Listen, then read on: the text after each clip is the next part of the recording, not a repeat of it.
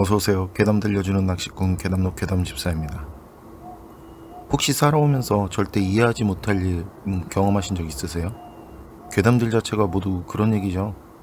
저는 직접 경험도 했었지만 이렇게 사연 제보를 받아서 간접적으로 경험을 해도 그게 접할 때마다 다르더라고요. 이제 무뎌지거나 적응이 될 때도 된 것 같은데 전혀 그렇지가 않더라고요.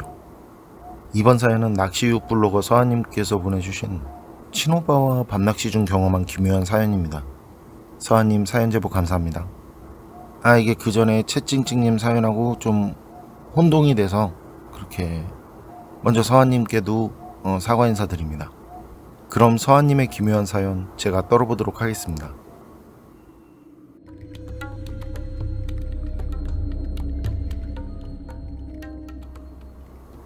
서하님이랑 오빠는 둘 다 베스 루어 낚시를 좋아하는데요. 낚시는 서하님이 먼저 시작해서 오빠를 알려준 경우인데 오빠는 그 뒤로 낚시에 푹 빠져서 낚시를 못 가는 겨울에는 동네 공터에 가서 캐스팅 연습을 할 정도로 정말 루어 낚시를 좋아했다는데요. 이렇게 루어 낚시를 좋아하는 남매가 사이좋게 그 위험했고 공포감 충만했던 그런 경험을 한 곳은 충남 땡땡 지역에 있는 수로.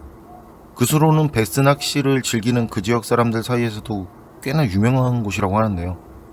그래서 주말은 물론 평일에도 가면 늘 적어도 한두 명은 꼭 낚시를 하고 있고요. 그리고 그 수로는 저도 알고 있는 수로였고요. 베스 낚시를 좀 하신 분들은 그 수로 말하면 어디 거기 하실 거예요. 서하님이랑 오빠는 동네에서 작은 제과점을 하기 때문에 정기 휴일이 아니면 그 영업이 끝난 뒤 그때 가게 문을 닫은 뒤에 그 이후에만 낚시를 할 수 있었기 때문에 휴일이 아닌 평소에는 밤낚시만 다니고 있었다고 해요. 그래서 멀리는 가지 못하고 집에서 1시간 정도 거리? 그 안에 있는 저수지나 작은 수로 같은 그런 곳으로 낚시를 다녔었고요. 그 경험을 한 그날도 집에서 30분 정도 가량 떨어진 그 수로, 지역에서도 낚시꾼들 사이에서 유명하다는 그 수로, 그리고 저도 알고 있는 그 수로로 오빠랑 밤낚시를 간 거죠. 거긴 오빠가 낚시를 배운 뒤에 처음 물고기를 잡은 곳이기도 하고 집에서 제일 가까우면서도 그 낚시를 하는 곳이 석축으로 된 곳이라 낚시하기도 편하고 제일 좋아하는 곳이라고 하는데요. 그런데 그날은 이상하게 그곳이 처음 간 곳처럼 낯설고 어색하다는 거? 굉장히 좀 딴 때랑 다르게 좀 불안한 그런 기분까지 들었다고 해요. 거기는 정해진 주차장은 없었지만 차를 그렇게 세우고 그 차를 세운 데서 조금 들어가면 쭉 이제 돌을 쌓아서 만든 석축이 있고 그리고 그 맞은편은 그냥 자연 그대로라서 경치도 좋다고 해요. 뭐 산이나 강처럼 힐링이 되는 그 정도는 아니었지만요. 나름 밤에 보면 운치도 있었다고 합니다.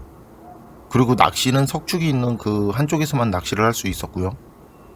서하님은 오빠랑 이런저런 얘기를 하면서 석축을 걷고 있었는데 그런 서하님 눈에 멀찌감치 석축 아래쪽 그 물가 바로 앞에서 누군가가 혼자 서 있는 모습이 보였다는데요. 그때는 그냥 그 모습 보고 그냥 누가 와서 낚시하나 보다 그냥 그런가 보다 하고 이제 걸어가면서 계속 얘기를 하다가 그날은 어째 밤하늘에 달도 없고 별도 없고 이렇게 어둡냐 하면서 이제 밤하늘 보고 다시 앞으로 걸어가면서 그 자리를 보니까 아까 그 보였던 실루엣이 사라지고 안 보이더래요. 그래서 오빠한테 얘기를 했더니 오빠는 가끔 그럴 때 있다면서 그리고 서하님한테 그렇게 겁이 많아서 밤낚시 하겠냐면서 웃기만 하더라는 거죠. 그 말에 그땐 서하님도 뭐 그런가 하고 말았다고 하고요. 그리고 둘은 이제 생각했던 포인트에 도착해서 낚시를 시작하는데 자리를 잡고 이제 낚시를 시작하는데 그날따라 낚시가 진짜 기가 막히게 잘 되더래요. 그 물고기들이 그냥 줄 서서 나오는 기분이었다는데 얼마나 지났을까요? 진짜 시간 가는 줄 모르게 만들던 그렇게 잘 나오던 물고기들이 어느 한순간 입질이 툭 끊기고 아무 반응이 없더래요. 그래서 서하님은 물고기들이 이제 깊은 곳으로 갔나 싶어서 욕심은 좀 더 내서 조금이라도 앞으로 던져볼 생각에 그 무릎 정도 깊이까지 들어갔는데 그때 물속에 있던 무언가가 서한님 다리를 자꾸 당기듯이 그런 느낌이 들더래요. 그리고 그 순간 서한님은 넘어져서 그 앞쪽으로 빨려 들어가듯이 물속으로 빠졌다는데, 그 앞은 경사가 있고 수심도 꽤 깊은 곳이었고요. 그리고 물속에서 뭔가가 서한님 발목을 자꾸 계속 당기는 그 느낌이 계속 났다는데, 그런 압박감은 낚시정화를 신은 그 서한님 발등부터 종아리까지 느껴졌다고 하고요.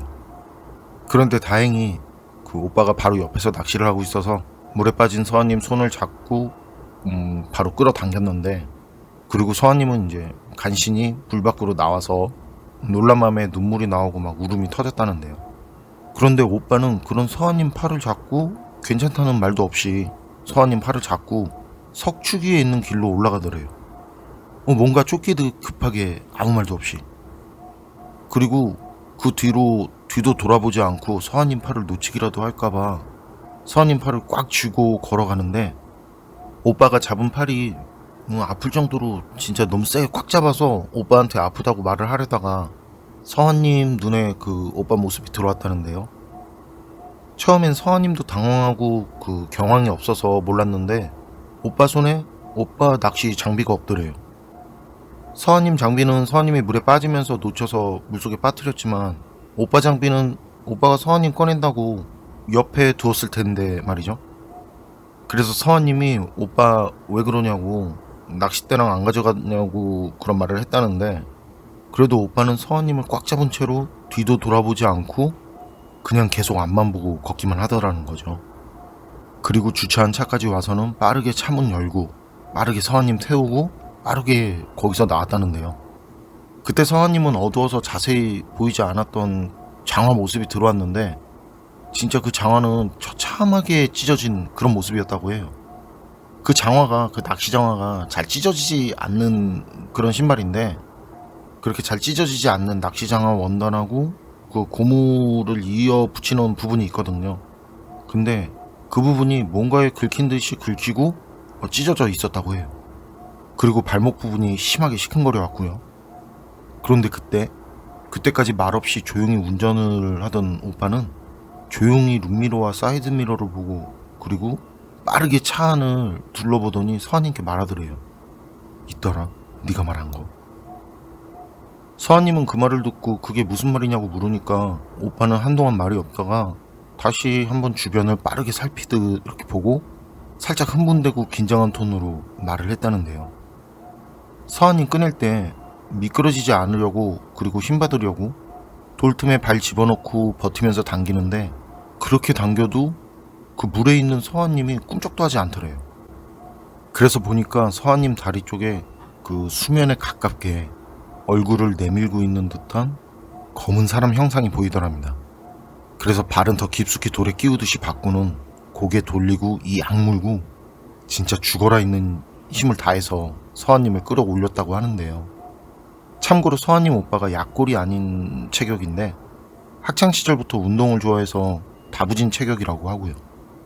그런데도 서한님이 쉽게 올라오지 않았다는 거죠. 그리고 서한님은 그런 오빠 말을 듣고 나서 오빠 말이 농담이나 장난이라고 생각할 수 없었던 게, 오빠가 평소에 장난도 좋아하고 좀 바보스럽긴 했지만, 그리고 비록 그때 그 장비가 비싼 장비는 아니지만 그 장난하려고 낚싯대랑 릴을 놓고 올 정도로 그런 바보는 아니었기 때문이라고 하는데요. 오빠는 집에 도착해서 주차를 한 뒤에도 그 긴장한 모습으로 주변을 살펴보다가 서한님을 데리고 급하게 집으로 들어갔다는데요. 그리고 들어가자마자 확인을 했는데, 그 딸려가지 않으려고, 그리고 온전히 힘을 주기 위해서 그 돌틈에 집어넣었다던 오빠의 발, 그 발이 붉게 부어오른 상태였다고 해요. 그리고 오빠가 있는 힘을 다해 잡고 당긴 그 서한님 손목, 그 손목하고 팔, 그리고 서한님이 빠졌을 때 그 물속에서 무언가 그 서한님 발목을 자꾸 당긴 것 같다고 했잖아요. 그쪽 발목도 온전치 않았다고 하고요. 그리고 그날부터 며칠 동안 둘은 구석구석 아프지 않은 곳이 없었다고 합니다. 어쨌든 남매의 그런 망가진 모습을 본 어머님께서 무슨 일이 있냐면서 물으셨다는데, 그래서 그동안 있었던 일을 얘기하니까 어머님께서 놀라시면서 하시는 말씀이, 그 둘이 낚시 갔을 때 잠깐 잠이 드셨다가 꿈을 꿨는데 그 꿈에 둘이 어렸을 때 모습으로 나와서 놀더래요. 그것도 그 꿈속에서 둘이 냇가에서 물고기를 잡으면서 말이죠. 그런데 그 꿈속에서 서아님이 물에 빠졌고 그 모습에 어머니는 놀라서 일어나셨고요. 어머니는 이제 그 꿈이 좀 이상하니까 잠에서 일어나셔서 전화를 할 거도 했지만 뭐 오빠랑 같이 갔고, 그리고 오히려 물가라 전화하면 그것 때문에 무슨 일이 더 생길까봐 전화를 하려다 관뒀다는 말을 하셨다는데요. 그래서 그게 언제쯤이냐고 물어보니까 그 시간대가 서아님이 물에 빠진 그 비슷한 시간대였다고 합니다. 그리고 그 일이 있은 뒤로 한동안 오빠와 서아님은 어머니께서 걱정하시는 것도 있고 겁도 나고 해서 한동안 밤낚시를 갈 수 없었다고 하고요. 지금요? 지금은 다시 열심히 다니고 있다는데요. 대신 물속에는 절대 들어가지 않는다고 합니다. 여러분 생각은 어떠세요? 서아님이 이유 없이 넘어져서 물속으로 빨려 들어간 것도 우연이고 그냥 당황해서 느낀 기분이라고 쳐도, 그리고 서아님이 본 물가에 그 혼자 서 있던 그 검은 실루엣도, 그리고 오빠가 봤다는 물속에서 쳐다보던 그 정체를 알 수 없는 그 검은 실루엣, 그것도 그냥 착시였다고 쳐도, 물속 뻘에 힘없이 박힌 그런 수초에 발이 감겼다고 낚시장화가 찢어지고 떨어지고, 슬리퍼도 아닌 낚시장화를 신었던 발목과 다리에 멍이 생길 수 있는 걸까요? 제 경험으로 볼 때 그런 것들은 좀 이해하기가 힘든데 말이죠. 판단은 여러분께 맡기겠습니다. 괴담록 오늘 이야기는 여기까지입니다.